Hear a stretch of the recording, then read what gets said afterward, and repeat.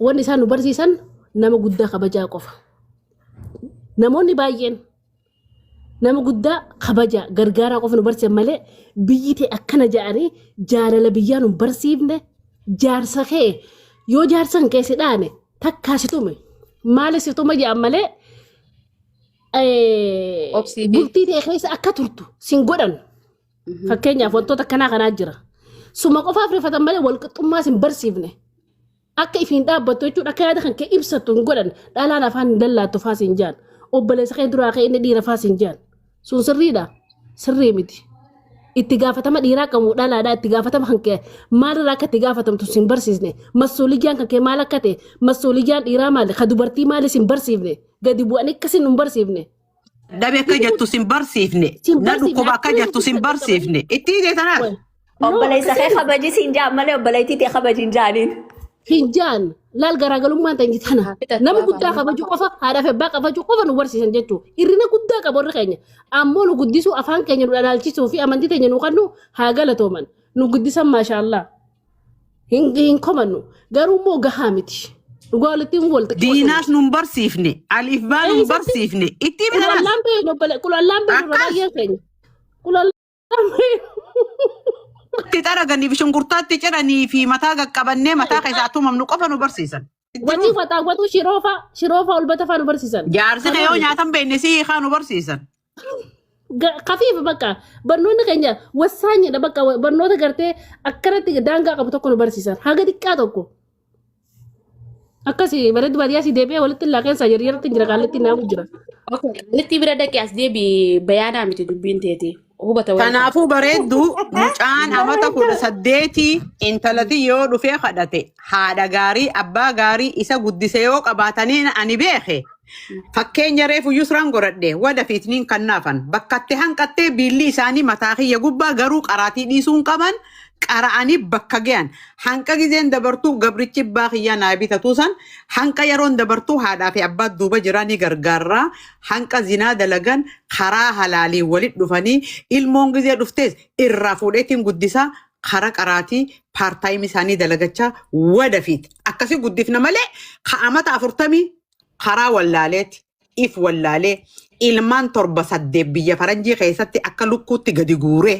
Sigaltee mana itti cufee asirraa leenca darbaa jira afaan Oromooti. Kanaafuu hin feenu umrii fi jinni ati haasoftu. Waliigallee mirga qabda diduudhaaf. Maal jettee hubatamee akka xiinxalaa har'a nu jala ooletti? Galatoonni bareedu baay'ee assalaamu alaikum warahmatullahi wabarakatuh. Tooppikaa bareedarraa haasawaa jirtanii sumaa fi ajaa'ibaa haasoftuun dhufee san dura quban qabu garuu tooppikiin isin irratti haasawaa jirtan gartee dhiirri takka yookaan dubartiin takkas ta'ee umriin isaa murteessaadhaa bultiidhaaf haja'u irratti ani yaada kan keessaniin deeggara dhiirri takkas ta'ee dhalaan takkas maachuur ta'uu qabdi kun waan gartee saayintifikaalillee piruufin ta'ee maachuuriitiin barbaachisaadha waan jiru irratti addunyaan guutuun itti walii galtee jechuudha waan ammaa guyyaa keessaa dinnaa'ii godhuu dandeenyu miti maachuuriitiin barbaachisaadha dubartiinis maachuuriitiin umriin maachuuriitii dirqama amma fakkeenyaaf. Dubartiin amata 15 gaditti heerumtee fi yookaan dubartiin amata 20 olitti heerumtee sarvaayivingiin. Hubata. Saani mana muudeetara ni qabdaa mana eeggaddaa tartiibuma kanaan haasawaa asrii takkaan salaatee dhufu jira keenya dhiifama. Kan irraa fuudhinaan kan irraa. Bareeddu ani sarraa fuudhinaa kan anan mana eegaa. Tole dubba duubataa kan jetti foofi yaada kee. Yusra. Okay, dubartiin gartee amata 15 gaditti heerumtee fi dubartiin amata 20 irraa hanga 25 gidduutti heerumtee bultii keessatti sarvaayivingiin bultiidhaa reetiin isaa hoggaa reeshoo isaa godhaallee garaagarummaa guddaa jira jechuudha. Warra gartee amata sanii olitti maachuur ta'ee heerumeetu irra bultii jabeessaa kun qormaata saayintifikaalii gartee piruufin ta'e. So ani amma addunyaa sanatti bultiin tun akkuma biyyaa fi aadaa namaatii fi hawaasni addunyaa jiru kun bakkiteen hundi garaagarummaa qaba. Bultiin akka biyyaatii fi Ameerikaa jirtuu fi yookaan Iiziyaa jirtuu fi hundi garaagarummaa guddaa jira. Haa ta'u immoo amata 20-30 dabre kana diivoorsi reetiin addunyaatti baay'achuun shakkii takka hin qabu. Amma fakkeenyaaf islaama tahee kiristaana tahee warreen Eeshiyaa kana yoo fudhatte amma fakkeenyaaf warra akka Jaappaanii warra akka gartee Kooriyaa Chaayinaa kana jechuudha biyya kanaa kana yoo fudhatte aadaa waan qabaniif gartee onni isaanii kabajaa guddaa waan jirtuuf divorce rate heddummaatu amma biyyuma musliimaa tanaa yoo fudhatte biyyuma Arabaatii fi biyyuma Afrikaatii fi Ameerikaa fa'aa kana yoo fudhatte divorce rate hayiidha. Nama Oromoo qofa odoo hin ta'in wanni uummata Afrikaa kana odoo hin ta'in rakkoo amma fakkeenyaaf Hindii yoo fudhatte divorce rate isaanii baay'ee xiqqaadha yoo biyyuma West kana keessatti nu wajji compare gootee jechuudha. So anamma waan hawaasa keenya fayyadu community adda addarraa waliin arge wanta reefum tana ajaa'ibaan jette keessa amma fakkeenyaaf uummata adaree kana fakkeenyaaf amma biyyadhaan jiru kanatti uummanni adaree kun ijoolleen isaanii hoggaa 12 fixan hoggaa yuunii dura seenan walitti fuudhan manuma haadhaaf abbaa jiranii manuma haadhaaf abbaa galanii immoo nikaa godhaniif jechuudha akka isaan gartee because namni kun hoggaa yuunii seenee maal godhee hoggaa eegisan gahee gartee biyyatti fasaada waan taate jecha dardarri kun waan adda addatti isaan naquu malaa jechuun waan adda addarraa ittisuudhaaf ijoolleen hoggaa 12 fixxee automaatikaalii walitti fuudhan garuu intaltiinis manuma abbaa galtii mucaanis manuma abbaa isaanii galaa gaafa immoo yuunivarsiitii fixanii hojii gartee qabatan ummata kana gartee mana hoggaa isaan hojii qabatan mana godhanii fi waliin naqan jechuudha. So makaanizimii adda addaatu akkaataa namni kun gartee rakkoo amma keessa jiru kana keessaa isa baasuu warra itti fayyadamuun arge fakkeenyaaf amma warra gartee Eeshiyaa kana waliin arge namni tokko odoon fuudhin dura koorsii fuudhaa goosisan fakkeenyaaf amma biyyan jiru kanatti. Koorsii fuudhaa kana because responsibility akka inni ba'achuu danda'u akkamitti akka rakkoo inni gartee bultii keessatti walitti dhufe cinqee isa mudatu solve godhuu danda'u wantoota adda addaa waa'ee baatii 2 baatii 3 koorsii kananiif jechuudha. Haa islaamatis warri islaamatii wajji amantii islaamatii wajji wal qabsiisee baatii 7-4 koorsii kananiif jechuudha. Akkamitti akka mana isaa keessa hojjetu akkamitti gargartee jaartii wajji walii rakkoota na filatu so wantoota akkanaa kanaanii bultiin tun akka survive gootu leenjii kananiif maachuu akka gartee qophaa'u mataan isaa qophaa'u godhan amma namni tokko odoon qophaayin namni tokko gartee abalumaa fuudheef yookaan umrii gaheef yookaan gartee firri gartee ati maan heerumni jedhanii dhidhiibedhaaf heerumuu odoon tahin so qophaa'u qaba bultii tanaaf qophaa'ee mataan isaa qophaa'ee rakkoo dhuftuufis maaliif so amma uummata kanarraa waa hedduu argachuu kiyya yoo hogga ishiin garaa qabatte koorsii goosisan hogga ilmoo dhalte koorsii goosisan so akka inni waan kanarratti gartee muuxatu godhanii jechuudha. Kanaaf amma fakkeenyaaf amma nuti gama keenyan jechuudha gama keenyan akkaataan sheekotiin uummata keenya itti dammeessuus tokko rakkina qabaa so community Oromoo miti laki Oromoo community cimaadhas qagartee hawaasa kana gartee gama gartee sociology reetis uummata kana barsiisee akkamitti akka communityin jiraattu communityin strong bondii qabaattu godhuudhaaf so aadaa namoota adda addaa gartee bultii keessatti ittiin rakkoo isaan qunname solve godhatan addaabtu godhuun gaariidha. Walumaa galatti yoon akka hin dheeressine addunyuma guutuuratti rakkoon gartee bultiin hiikamuudha kun gama dhiiratii fi dhalarraa rakkoo qofa odoon ta'in gama hundaanuu rakkoo baay'ee jira bultiin namaa faca'uun addunyaarratti inkiriis ta'aa jirti sun jechuun rakkoon kun simin kan hawqaa sun okay hin dheeresse dhiifama fudhadhume.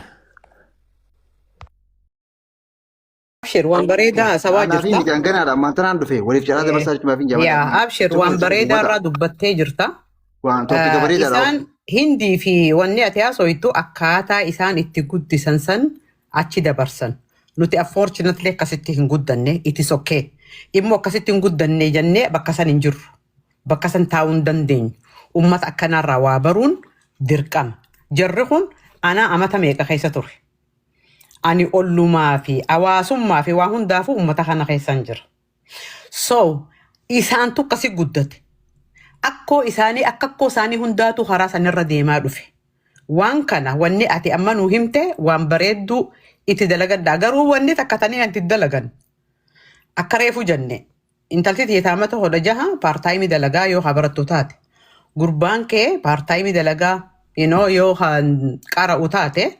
Maallaqa hanqasanii mana akireeffatanii bakka hanqatte anaatiitu itti guuta malee never ever illoo wala mana haadhaa fi abbaa isaa wala mana haadhaa fi abbaa isii no way bakka sana duraan dhaabbadda akka haadha takkaatti galatoomaa itti fufaa eenyutu itti aana namni taraa taate itti fufaa Ajaa'iba yoo Waanuma takka hanjuu fada hojii manaatis akkasumatti haa gargaaru gaa. dirqama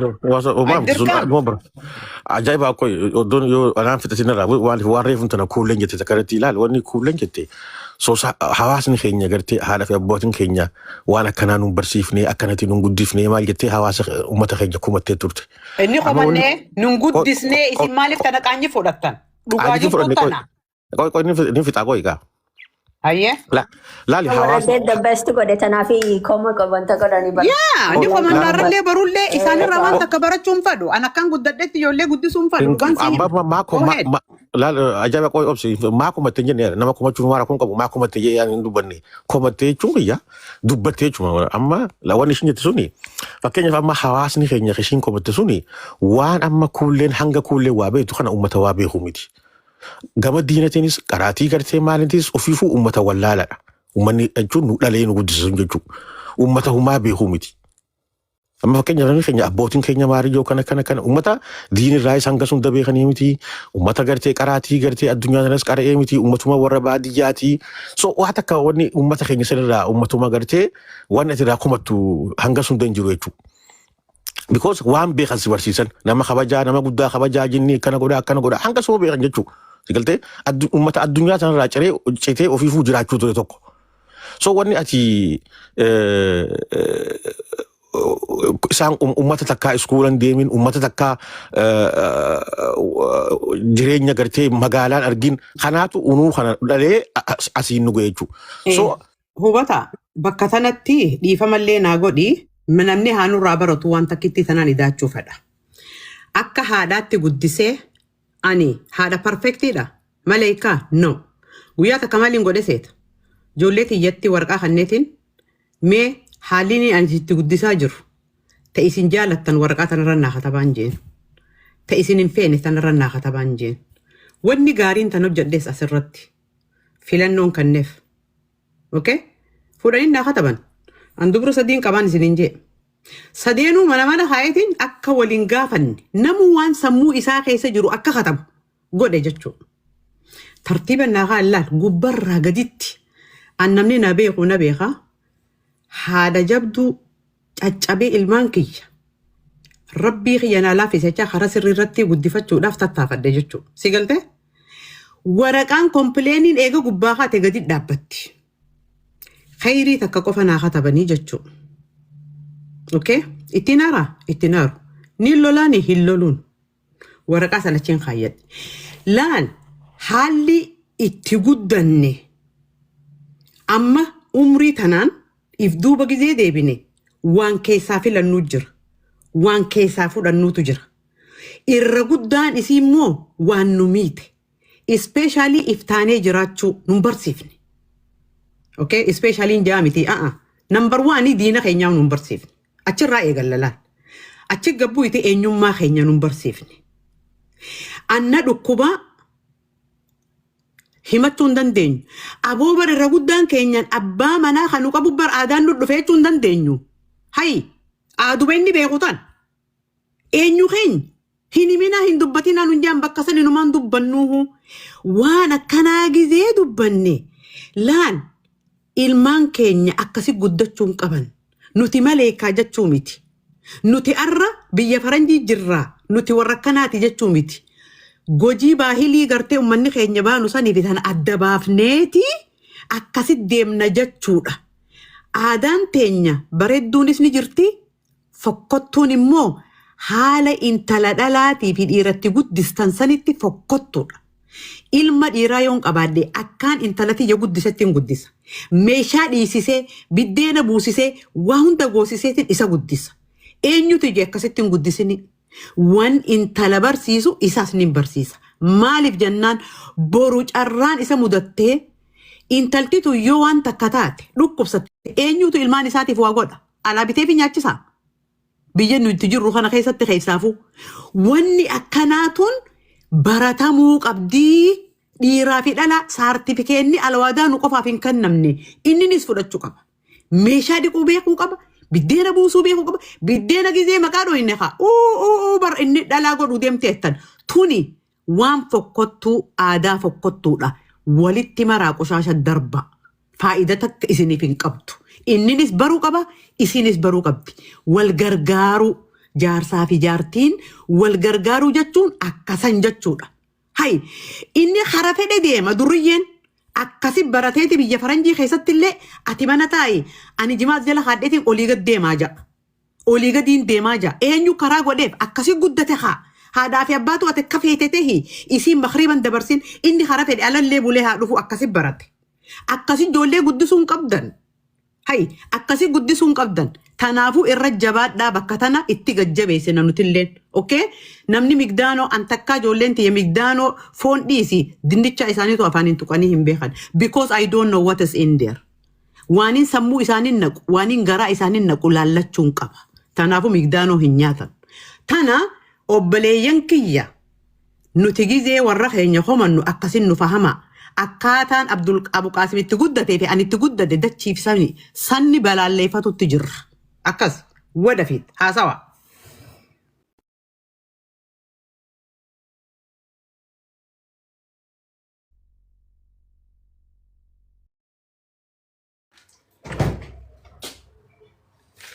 I guess Abu Qasim Dubbaddaa jala katabu jira. Dubbaddaa nusina dubbaddaa. Abul Qaasim dhiifama wanta si godhuu hiyyaaf obboleessa waan gartee natti aantuufin fakkii si godhadhu. Itti Dhugaa namni fudhachuu hin danda'u jaanii har'ugaa kun nama dhukkubsa jaanii. Warra keenya biratti sheekni wayii balleesse jechuun haraam. Haadhaa fi abbaan wayii balleessan jechuun haraam. Akkaataa itti guddatte haasa'uun haraam. Haraami halaal halaal nuti sana haraam ittiin beenu ni haasa'u nammallee. Nama guddaa kabajii waa hedduudha. Hubata gola bi dubbiiree kun tanate eegaltan. Amma ajaa'ibaa waan amma laali waan amma nuti asin jechaa jirtan kana kun amma hawaasa keenya keessatti waan baratamuu qabu jajjeeffamuu qabu kanarraa rakkoo namni qabu anni jira jee yaadu amma waan ajaa'ibaati jechuudha. Immoo hawaasni keenya kadabri sun waan hin beekne wanni si barsiisuu qabu kaalchara sanii guddate aadaa sanii guddate kaalchari hawaasa tokko overnight din jijjiiramu. Nuti wanni jechuun jirru hubata. Yusra gaajin fitadha. Hayee fitadhu. Lakki didduutti barsumaaf irra idoo fudheeti bas hayee fufu. Maali beektaa didduutti bar wanni kadabare maarree jennee wanni dubbanneef gizee namni akka abbootii keenyaaf hamaarree jee wanta godhatee example godhatee wanta hin jenneef sanumaa malee itti fufi hayee. An jecha keerree fukaa haasoo ittirraa kanaa ta'e maali beektaa biyya faranjii danii jiran namaatu hedduutti hin fayyadamne malee pre-marital therapy agartee odoo waliin fuune akkatti oguu namni wal fuudhe hojii jiraatu san kaanselingiin ni jira.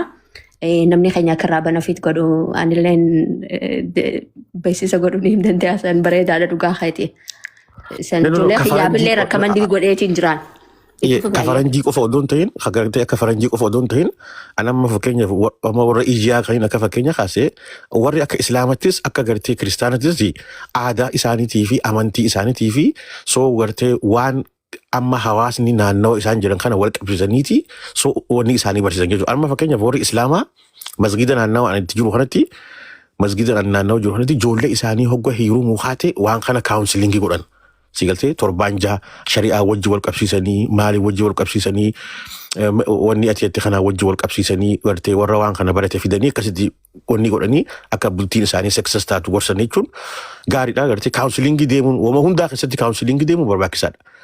Amma fakkeenyaaf namni keenya hoggaa rakkoon dhufte jaarsa jaartii biyya keenyatti hoggaa wal dhufte kaawunsilingiin deemtu jechuun akkuma duritti aadaa saniin manguddoo fidattee maal fidattee amma kun gaarii miti kaawunsilingii deemtuudha gaarii because faranjiin waan kana instituutiona gootee bultii amma tokkuma amma tokkuma lama instituutiona gootee waan jirtu jecha akkamitti akka rakkoo tante keessaa solvi godhuus waan beekan jecha kaawunsilingii deemuun gaarii hoggaa bultii keessatti gartee rakkoon si mudatte kaawunsilingiin manguddoo aadaa teenyaa qofa irratti rarraatee odoon ta'in kaawunsilingii akkaataa sanitti deemuun hedduu barbaachisaadha sun anillee kana akka nama tokkotti kaawunsilingii deemuun gaariidha waan jedhuun qaba.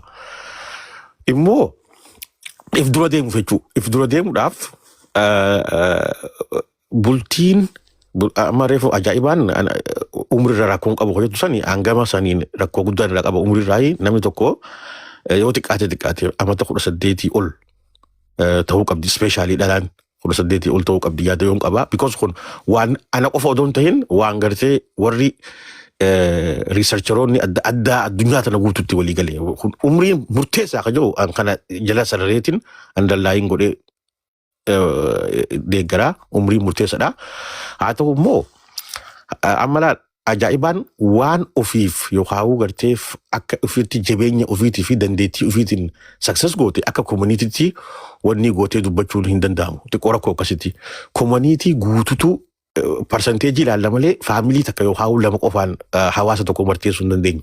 Faranjiin tun namni faranjuma tana keessa ilmaan isaa. Thank you hubata laal bakka sani anis pointiin tiyyachi harta akka jiran hafi ati tifof. Namni gartee faranjii tana keessa akka amma ajaa'ibaan gartee naamusaan ilmoo ishii guddifattetti. Ani bari nama nu dura jiru jala jiru kana akka nurraa barataniif yoo akkana taane ni milkooyinaan jechuu jira malee akka hiyyaa tahaa jechuutti hin jiru. Immoo ni milkooyinaa namuu dhiirarrattis haati dhiiraatis haada leeyduu haati dhalaatis irratti haada leeyduu wali gizee dhufan faamilii bareedduu tahaniin jechuutti jiran. Ani yaadaan namaa hannu jira waan nagar gaareen dubbatutti jira malee hoota akka hiyyaa tahaa akka hiyya jiraadhaa jechuutti hin jiru bakka san xiqqishoo na fahama galatooma. Waliigala laal akka wanni haasoo jiru akkuma amma hubataan jeesanii ajabiyaa akka akkuma gartee hubanni amma jeesuun wanni goo haasoo nama wanni haasoo jiru kana hawaasni jalaan dhaggeeffatu fi nuti warri gasirraa waan nuti haasoo kana akka waa hubata keessaa fudhatanii fi dubbachaa jira. Yaada huguu kana namu bakka na biraa fakkeenya godhannu jenneeti fakkeenya godhachaa haasawaa jira malee ani rakkoo saniin qabaa ani dandeettii tanaan qabaa sanirratti miti san hawaasni hubata. Garuu akki ati itti lafa keessee sun amma haadha jabduu taatee kan waan ati jette san hunda lafa seef gootee fi lafa keessee akkasitti jireenya ijoollee teetii jabeessuu dandeessa ati ajabiyaa yoo jenne. Fakkaatonni akka keetii bakka san ni dandeenyanii bakka ati jette kan inni jiranii dhalaalamma hubataan.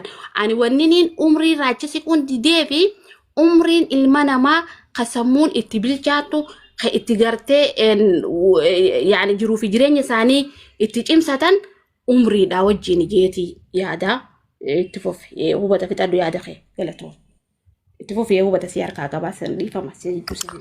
La amma barreef laala ajaa'ibaanii akka itti amma fakkeenyaaf biyya faranjii tanatti dhugaa namni ijoolleen amata 15 taate inkama daqiiqaa sa'a 4 sa'a 5 daleeydee inkama daqiiqaa fiddee sarvaayiv ta'ullee numa dandeessee haa jennu kaan kaafee faamiliin irratti gartee gargaartee mana kireessanii fi jireenya isaanii akka gartee hanga isaan of danda'anii dhiibuun numa danda'ama jennu. Garuu kana fuunee amma fakkeenyaaf biyya Afrikaatti yookaan meelee leessee biyya teenya Itoophiyaatti yoo deebite dubartiin amata 15-16 namni sanii oliitu hojiin qabu dubartiin ama 16 fi ilmi ama 16 takka akkamitti gartee bultii isaa tana ijaaree jiraachuu danda'a.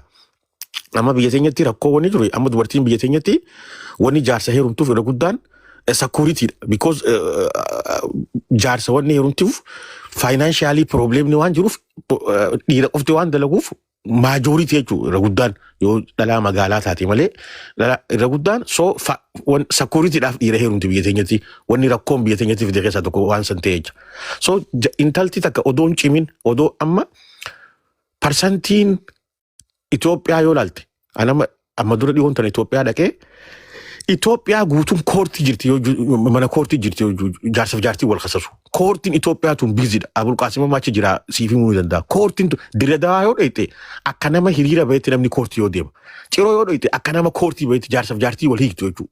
Because maali umrii gaatti heerumanii ilmoo takka godhalte ilmoo darbitee kara Suudii kana deemti rakkoon tun daangaa malee heddummaatee jira. Kana harkaan an qoradhee biyya keessatti irra gaheetti Abulqaasim irratti ida'uu danda'a rakkoo odoo dubartiin umrii bilchaatuudhaan hin gahin ama 14, 15, 16 heerumuun odoo ishiin ifin dandahin iskuula deemtee qaraatee silaa bara minduma xiqqaa takkaanuu hojjettuu mootummaa taatee dhalaan hin rakkatu amma dhalaan magaalaatii fi baadiyyaa garaagarummaan dhalaan magaalaatti koo indipendentiidha ni dalagattii yoo jaarsa kanaa wajji addabee sin rakkadhu waan jedhutu sammuu ishii keessatti uumama. Dhalaan immoo ifin dandahin odoo qaraatiin fixin odoo maaliin fixin umrii ama 13, 14 teerutu tun jaarsi yoo rakkisee utaaltee sama baatee karaan ishee deemtu Suudii biyya Arabaa Dubai jini rakkoo hamaa jira jechuudha kanarratti. Kanaaf umrii murteessadha. Kanaafuu an biyya teenya sanitti Abulqaasim natti dabalatee haa fudhatu umrii irratti namni keenya gartee jarjaree heerumuun biyya teenya irratti miidhaa fiddi malee bu'aan ishiin fidde hin jirtu. Garuu akkuma reefu jalqaba jee biyyatti garaagarummaa qabdi. Biyya akka Awustiraaliyaatii fi biyya akka Ameerikaatii fi kana kanaan biyya teenya madaaluu hin danda'amtu. Overall umriin intalti takka amata 20 olitti yoo heerumtan irraa gargaara yaada joon qabaanii itti fufii bulqaasima hiriinteeti. Assalamu alaikum warahmatullahi wabarakatuh. Tidibine galatumi hubata untuk gaisano. Bakka umrii kanarratti wantoota nama akkuma reefu tana jalqaba hubataan jee san ni jirti. Namoonni addunyaa tanarraa abbootii amantiidha. Mufakkartoota warreetan gama fayyaa jechuun dhaabbata hedduu irratti hirmaate. Itti yaada adda addaa kaasan. Yoom fuudhuutu umrii namaa tanaaf gaariidha yaada jirurratti. Kana ulamaalee islaamaa keessaa mufakkira zamana keenya kana keessaa nama Sheekh Ali Xanxaawi rahimahullahu ta'ala gaafii tana gaafatame. Fatwaa isaati irratti jechuudha. Sheekha gaafama haa fuudhanii jee gaafatan. Gaafam fuunaa umriin dhiiraafis dhalaafis fuudhaaf toltu umrii meeqaffa irratti yennaani gaafa ati fuutu siifin himaa gaafa ati nyaattu naa himii jeen. Gaafni nyaadhu gaafaan beelawee jeen. Gaafni ati fuutulleen gaafuma beela wanta sanii qabaattee jeen. Ayyee gaafa beela kanaa qabdu yoonii fi dhabdillee ni sabbarta. Gaafa beela sanii too akkamii yaada jiru. Gaafa beela noormaalii baktillee ni nyaatta. Gaafa beela taanii too innaani laa jeen. Isheen asirratti. Gaafa amata 18 dalagattee fidattee nyaata dhugaatii fi bakka ati galtu sadeen kana if dandeessa amata 18 yookaan amata 20.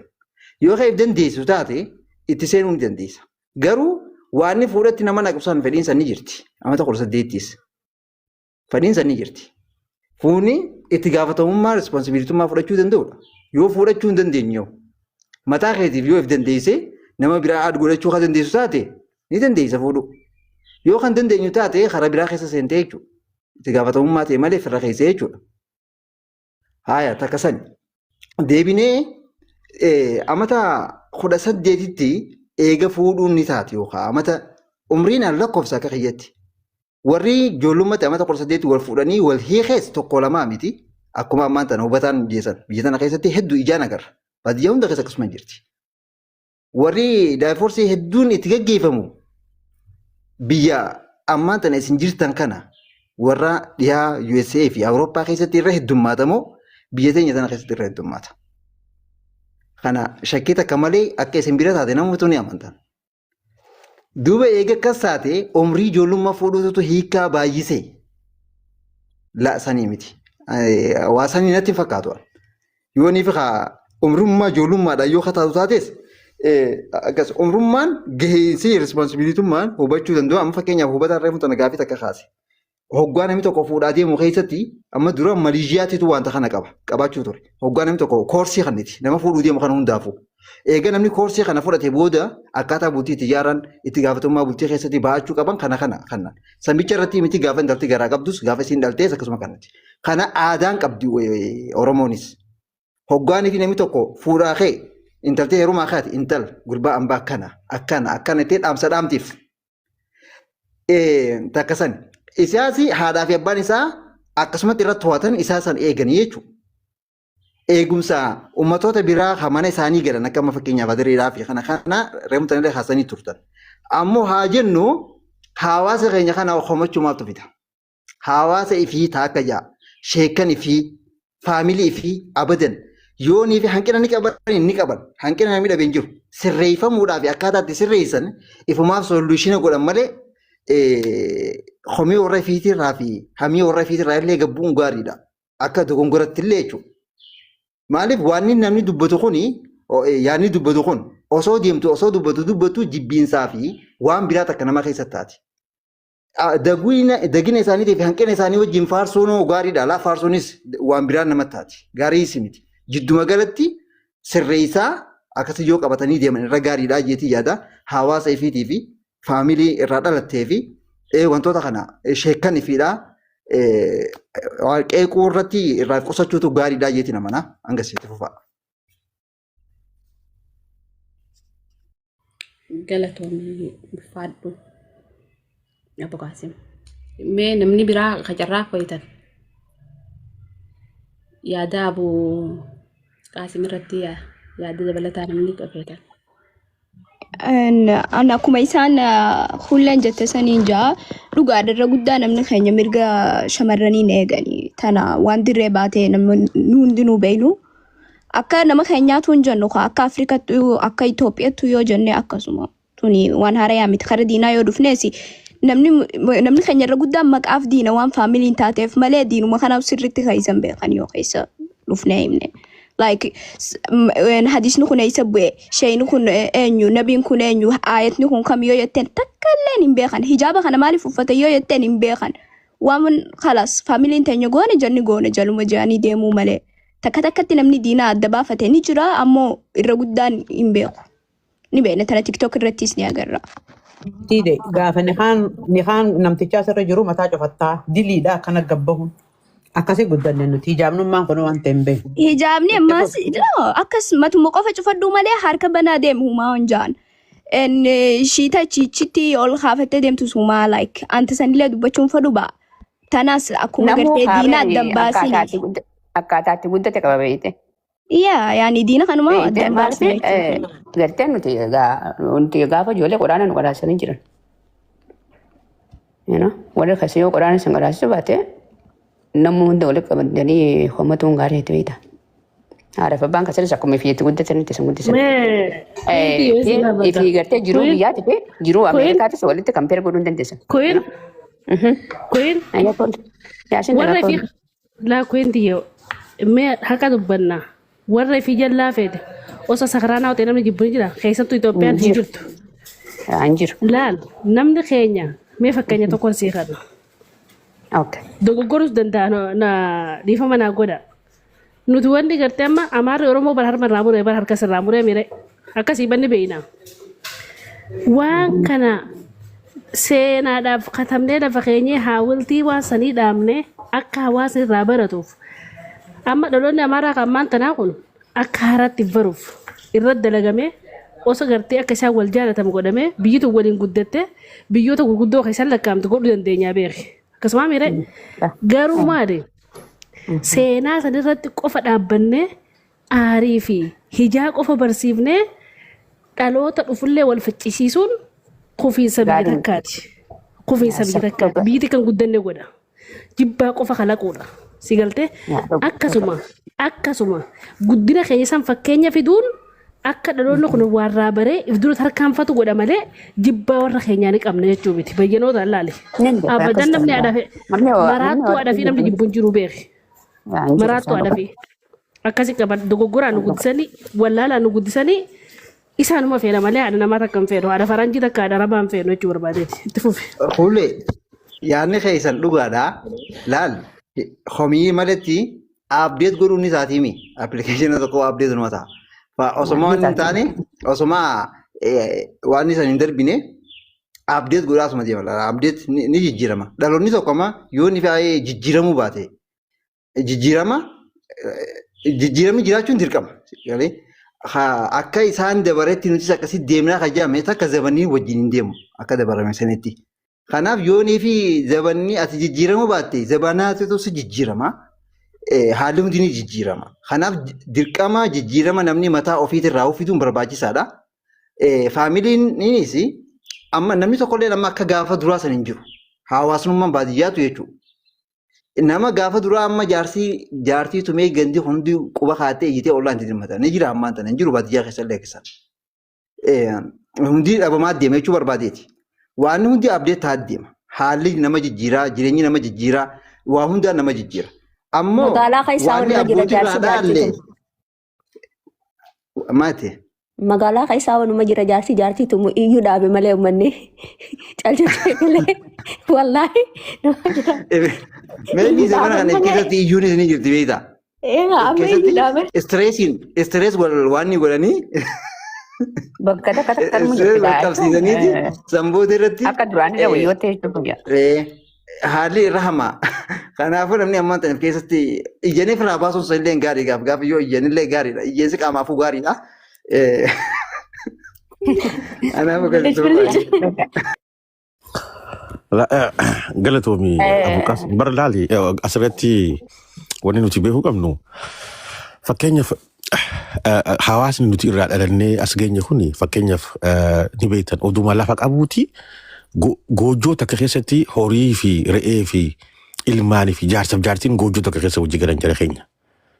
Odoo bar kilaasii takka achi jaaree laal jechuun kutaa takka achi jaaree horii fi loonii fi indaaqqoo san gartee achitti walitti guure wanni isa dhorku hin jiru yoo bineensa irraa irraa sodaate jechuudha. So anamma gaafan biyyaa bahu Abulqaasim kun wanni ta'uun oolu beekuun oolu uummata gartee seetineetii jedhaniin tokko jira warra akka keer maal jinni. So amma baadiyyaa tana keessatti tooleetaa jechuudha. Tooleetni kun isin fayyadaa jedhaniiti qotadhaa jedhanii namni keenya tooleetuma kana qotatuu didee mootummaatti fidanii mootummaan uleedhaan tumee uummata kana akka tooleeta qotatu barsiisa jechuudha. Sagaraa jechuudha. Wanni kun mana fincaanii. Sagaraa yookaan mana fincaanii jechuudha. mana fincaanii kana jechuudha. Mana fincaanii kana mana fincaanii kana tireen godhuudhaaf jechuudha. Qotanii boolla jechuudha. Bara amma silaa amma wanni ansii himu jiru kun Harargee keessaa beekadhu. Harargee amma silaa Itoophiyaa keessaa uummanni sivilaayizii ta'e yoo jedhamu uummanni gartee waa hunda arge baabura argee maal argee xayyaara argee waa hunda argee Harar Itoophiyaa keessaa uummata Harargee kana. Uummata kanaatu tooleeta qotatu hin beekne tooleeta yoo qotatan tooleeta irra taa'u hin beekne. So harka 190 uummanni kun harka 199 uummata waa barreessuu beekuu miti waa dubbisuu beekuu miti. Eefa waa barreessuu fi waa dubbisuu bare amatuma 40 dabre kana akkuma silaa Oromottu uummanni sigaltee uummatuma amata 30 eefa waa barreessuu eegale uummanni Oromoo kun. So uummata kana abbootiin teenya humaanuun barsiifnee maal jettee abbootiin teenya aadaa qabdu waan beektuun si guddifte. So amma ati addunyaa agarsiisanaan forward deemuudha akka reefu dura buqaasu if dura deemuudha jechuudha. Aadaa gaarii qabataa aadaa gaarii uummata keetirraa fudhataa aadaa immoo gaarii uummata ambarraa dhaalaa shari'aa tanteetii wajjin wal madaalsisaa hawaasa kana if duratti oofudha jechuudha ammaan tana if dura deemuudha jechuudha. Addunyaan tun guutuun uummanni Yahudaa kun wanni addunyaa tana guutuu caaleen bakka dhaqe hundatti aadaa bareedduu namaa ni dhaala dafee fuudha. Dafee uummata aadaa bareedduudhaan wajjin assimileet godha uummanni kun. Si galtee? So aadaa tantee si fayyadu tagartee amma yoo itti fufte ammaaf si gargaartu itti fufaatuma aadaa immoo gadhee yookaan aadaa fokkottuu ta'a ammaa wajjin deemne tagartee yeroo ammaa tanaa wajjin if dura sun oofne ifirraa dhiisaa akkasitti gartee. Harargee kanaateetoo waa dubbisuu fi waa garuu dhabuu dhabeega. Akkasii yaadne silaa. Maal jette deero? Uummata Harargee kanaateetoo baaburaas dura nagarinii waa hunda nagarinii jettee isa. Ati hin dhageenyiti ofirraa dhiisi amma waan hin dhageenyiti komantiin godhiniiti. So. Hin dhageenye. Dhagee haa asumarraan jira. Sumaan gaafadhe bara. Ati qofti akkamitti nagaafachuu dandeesse waa'ee Harargee ati qofti quuqamte. Abshir enerjiin teenya takkaa miti isaaniin keenya xiqqishoo. Nis ni mirkaanee jira itti dhiisaa dhageenye ati itti fufi. Akkas hin jenne isaanii keenya waan biraa jee dhiifamu. Ammas ati qofti maaliif Harargee quuqamte anis lima Harargeeti. Walii beekuun gaariidha. Enerjiin takka hin jiru laal. Enerjii teenyaatu adda addaa itti fufi obboleessa kiyya hubata. Kanaafuu waan haarawaa barre gartee waan uummata ambarraa yookaan biyya guddattirraa barre hawaasa keenya gartee biyyatti safis karaa gartee akka uummata amma maal jedhaniin uummata nama dammeessu kanaa jira uummata gartee afaan Ingiliishiin maal jedhaniin eenyu jabana eenyu ajaa'ibaa uummata gartee motivation speaker. I like your name Jabana. Jabana nama kan si ummata. Ajaiba ejuri. Ummata gartee. Jabana idaan isaanii banee baratti nan beektu. I know I'm a cool. You believe in me, girl, you know me. Anyway, ummata nama gorsu gorsaa. Motivation speaker ota kana jira. Ummata motivation speaker ota kana gartee nama akkanaa kana uumanii biyya keenya keessatti gartee aanaa adda addarra magaalaa adda addarra gaggeessanii hawaasa keenya kana akka isaan gorsan gartee akka gorsan godhuun advice godhuun gaariidha. akkasii asumarratti hin dhaabame